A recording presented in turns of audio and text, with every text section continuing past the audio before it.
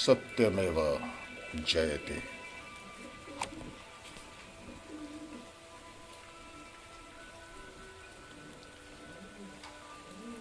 प्राचीन प्राचीन समय की बात है। प्राचीन समय की बात है। प्रभुदास नामक एक बालक था। बालक प्रभुदास तीर्थ यात्रा पर जाने के लिए अपनी माता से आज्ञा लेने गया। माता के नेत्र भर आए। अत्यंत स्नेह से उन्होंने कहा, बेटा, मेरे पास कुछ कुल 100 रुपये हैं, परंतु तुम्हारा एक भाई और है, इसीलिए मैं तुम्हें 50 रुपये देती हूँ। तुम जाओ, किंतु स्मरण रहे, कभी भी कहीं पर भी झूठ मत बोलना।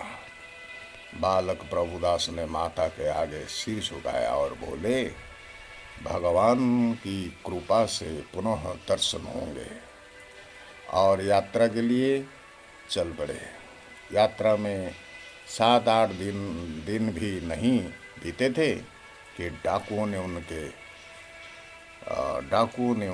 दल को घेर लिया।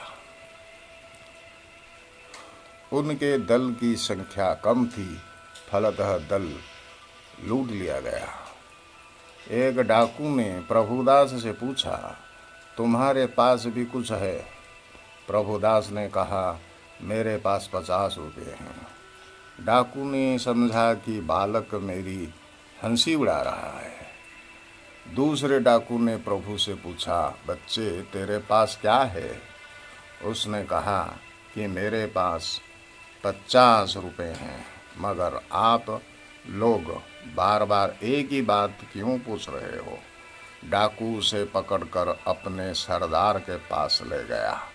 सरदार ने भी बालक से वही प्रश्न पूछा। बालक प्रभुदास ने वही उत्तर दे दिया, मेरे पास 50 रुपये हैं। सरदार ने पूछा, वे रुपये कहाँ है? बालक प्रभु ने अपने कपड़े के नीचे का एक सील उधेड़कर 50 रुपये निकाल कर रख दिए। सरदार चकित हो गया। उसने कहा, जिस वस्तु को तुमने इतना सुरक्षित रखा था, उसे क्यों बता दिया?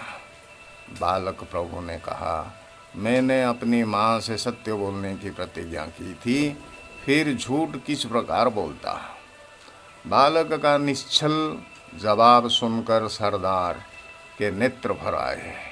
उसने कहा, प्यारे बच्चे, इस अल्पायु में तुम अपनी माँ को दिए हुए वचन का इस प्रकार आदर पूर्वक पालन कर रहे हो। मैं तो अपनी माँ को दिए हुए वचन का इस प्रकार आदर पूर्वक पालन कर रहे हो। मैं तो मेरी दाढ़ी सफ़ेद हो जाने के बाद भी प्रभु को दिए हुए मार्ग पर नहीं चलता हूँ। मैं किस मुँह से उनके पास जाऊँगा? सरदार ने कहा कि मैं अपने इस कुकृत्य को सदा के लिए छोड़ता हूँ।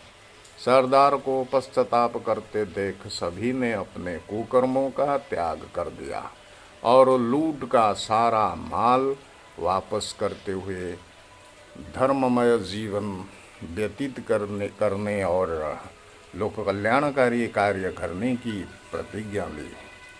बड़ा होकर यही बालक संत प्रभुदास के नाम से प्रसिद्ध हुआ। सत्य पथ पर चलने वालों की हमेशा जीत होती है। सत्य के सूर्य को असत्य के काले बादल कुछ समय के लिए ढक अवश्य सकते हैं, परंतु उसे सदा के लिए छिपा नहीं सकते हैं। अतः विकट से विकट परिस्थिति में भी सत्यता का ही आचरण करना चाहिए। लाइक कीजिए, शेयर कीजिए, सब्सक्राइब कीजिए।